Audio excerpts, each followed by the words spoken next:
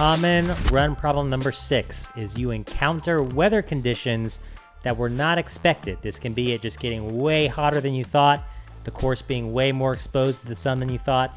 This could be high winds kicking up, rain kicking up. I was at 7.3 St. George one year as a spectator, not an athlete, when it started hailing on the athletes that were out there on course. And I was at a coffee shop drinking coffee, watching the hail fall down on all of my athlete friends who were racing that day. But Chris, if we're out there on course, we're running, we're exposed to the elements, and some weather rolls in, what do we do? Yeah, I think just having the mindset of, how to deal with a situation is always challenging. Sometimes you're not thinking straight when you're a little dehydrated or under fuel. Yeah, sure. So make sure, assess and get some fluids in you, or get some sugar in you. But also just think about how to deal with different things. So let's talk like extreme cold, for example. There's a lot of creative things that you can do on the fly. I remember one race I did, Beach to Battleship. It was a full Ironman, North Carolina. And the wind picked way up. It was overcast. It started raining. Temperature dropped like crazy. And I had issues that actually started on the bike where my hands got so cold I couldn't grip onto my handlebar anymore. And what ended up saving me, and I actually did this again, I think more recently, it was at Ironman California. It just rained all day. Was I use latex gloves, bike mechanics gloves, on my bike. I have them, and I actually started putting them in my run gear for wet condition races, because there's something that's easy. You can throw it off in the trash, at the start of a run if you don't need it, or later on in the day. But just getting your extremities, so your hands especially, warm does a really good job of getting your body warm again, and just creating a wind barrier for your hands, the part of your body that's moving the most, and getting the most, wind cooling effect is probably one of the most important things. So get your extremities from not going numb is always the first and foremost thing. Also on the fly, like sometimes depending on where you're running, you might find a plastic bag, and cyclists know this. If you put a plastic bag down the front of your jersey, it acts as a wind barrier. So if you're doing descents off of mountains, that's how a lot of cyclists will stay warm. They'll put newspaper or something in the front, keep your torso Did not know warm. that. So actually I did that at a same race, Ironman California.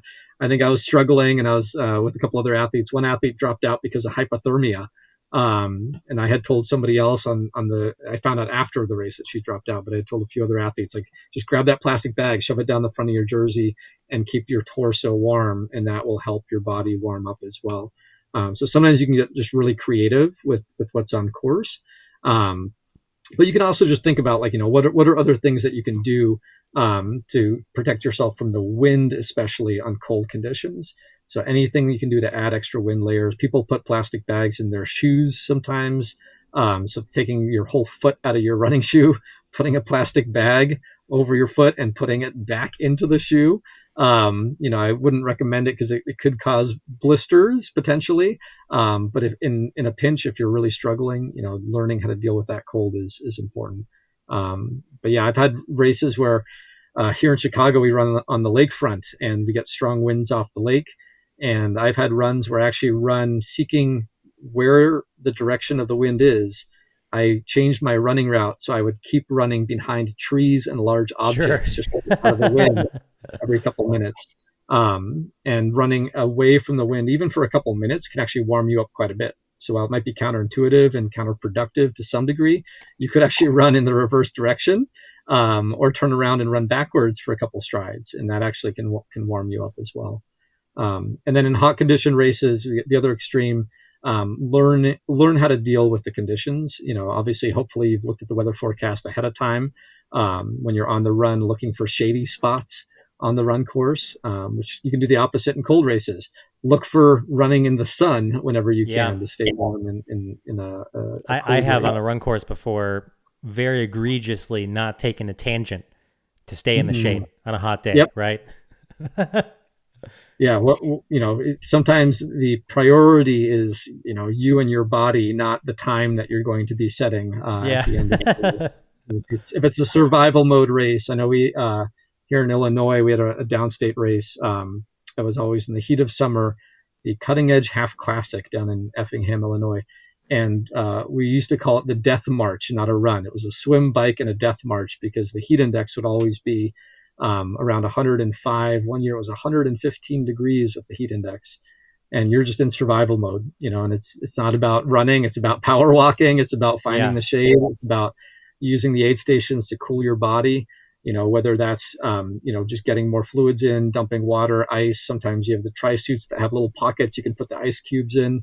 I also encourage the arm sleeves, like the sun sleeves. You can put ice down the front of those, or just pouring water on that, because that will cool your body down as your arms are swinging. You'll get more of a wind effect to help you stay cool.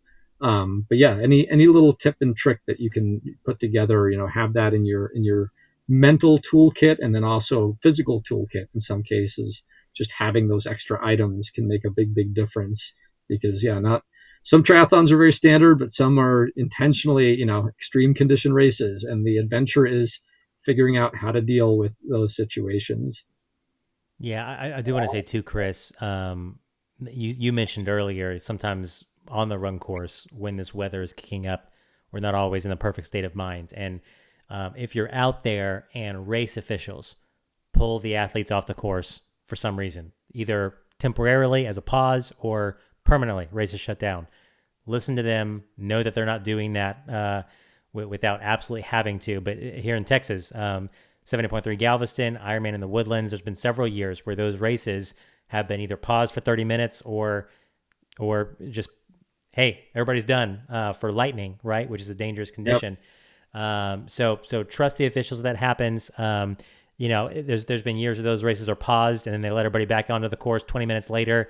And okay, yeah, like some people might have skirted that and stayed on course. Some people might have cheated the system. Yeah, your timing and your placement might be messed up a little bit, but do your best to listen to the safety, the safety briefings and decisions that are being made by the race director in real time. That's really important.